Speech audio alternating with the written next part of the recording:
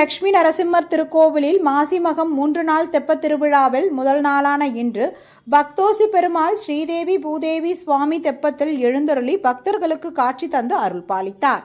ராணிப்பேட்டை மாவட்டம் சோழிங்கர் ஸ்ரீ லட்சுமி நரசிம்மர் திருக்கோவிலில் மாசிமகம் 3 நாள் தெப்பத் திருவிழாவில் முதல் நாளான இன்று பக்தோசி பெருமாள் ஸ்ரீதேவி பூதேவி சுவாமிக்கு சிறப்பு அபிஷேகம் செய்து பட்டுண வஸ்திரம், மலர் மாலை, பல வண்ண மலர்கள் கொண்டு சிறப்பு அலங்காரம் செய்யப்பட்டு மகா தீபாராதனைகள் நடைபெற்றது.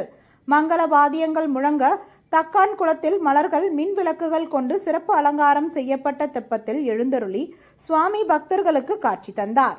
குளத்தில் 3 முறை வலம் வந்து பக்தர்களுக்கு அருள் பாலித்தார். 10க்கும் மேற்பட்ட கிராம பொதுமக்கள் கலந்து கொண்டு சுவாமி தரிசனம் செய்தனர்.